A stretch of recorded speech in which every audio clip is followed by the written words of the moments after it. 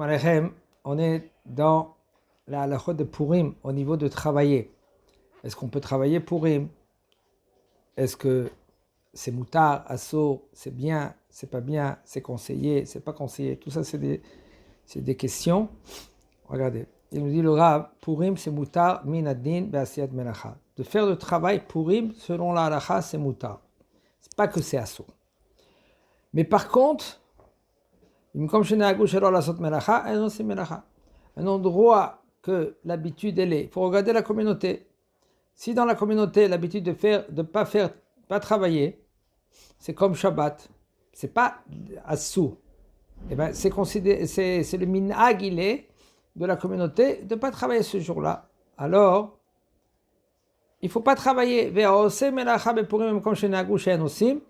Et un homme que lui qui travaille dans un endroit qu'ils ont l'habitude de ne pas travailler, alors il ne va pas voir de bracha dans le travail qu'il fait ce jour-là. De nos jours, le minhag de ne pas faire pas travailler sur le jour de Purim, mais par contre la nuit de Purim, c'est moutar. Moutar, livnot, quand même, Purim, c'est moutar de construire une maison. Ici, de nos jours, on ne construit pas, on loue une maison. Tu peux louer pour ton fils, ou par exemple, des plantations de simcha, toutes choses que c'est la joie.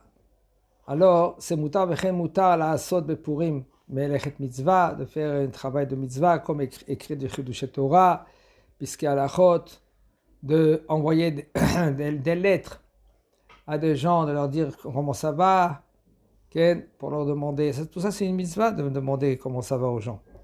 Wilvad, mais quand même, il ne faut pas perdre la mitzvah de la simcha de Purim. Purim, le festin et la joie de Purim. Mais Ikar a dit au niveau de commerce. Commerce, ça veut dire que des fois par téléphone, ou des fois des gens ils viennent, tu viens et tu fais des commerces avec eux, tu vends, tu achètes. Purim, selon la halakha, c'est moutar. De vendre ou d'acheter.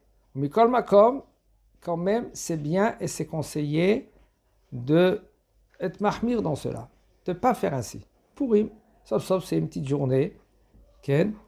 Et là, imken mocher kedesh seulement si maintenant quand lui il vend, comme ça il peut avoir maintenant cet argent-là pour accomplir les mitzvot et la seouda de Purim. Pour elle, un travailleur, celui qui travaille par exemple, un employé, que lui qui n'a pas de quoi manger, il peut travailler Purim. Tout ce que c'est moutar de faire Chol HaMoed, c'est moutar Purim. Par exemple, Davar Aved, c'est quelque chose que maintenant, il aura une perte, alors c'est moutar aussi Purim. Ou par exemple, Sorke Rabim, un homme, par exemple, c'est un chauffeur de bus, il est obligé maintenant si maintenant il peut trouver quelqu'un qui le remplace, pour quelques heures, là c'est moutar, qu'il le remplace, c'est bien, c'est conseillé. Mais sinon, lui maintenant, il est obligé maintenant de travailler pour les gens, pour le public. Même que c'est un endroit que l'habitude c'est de ne pas travailler, quand même, puisque c'est quelque chose pour le public, c'est moutar. Moutar, les istaper aussi de se couper les cheveux, de se couper les ongles. Si c'est pas couper les cheveux ou les ongles avant, et même si pourri maintenant, comme cette année que ça tombe la veille de Shabbat, c'est moutar de se couper les cheveux ou se couper les ongles la veille de Shabbat. On parle que quand c'est Purim, c'est vendredi. Moutar la asot filo melachot gmurot, par exemple, même de coudre, c'est moutar.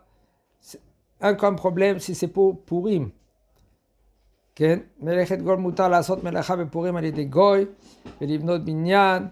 Si par exemple un goy lui maintenant il te construit une maison, c'est moutar. Ou par exemple quelqu'un lui il veut qu'il peint sa maison, il ne faut pas faire en sorte qu'il vienne d'Afka Purim au milieu de la simcha, il te peint. Des fois il n'y a pas le choix. Le goy lui maintenant il a règle ce jour-là. On peut peindre, mais à condition que c'est pour Purim. Par exemple, ta maison, elle sera encore plus clean pour Purim. S'il le fait avec le goy. Ken. Chazak Baruch.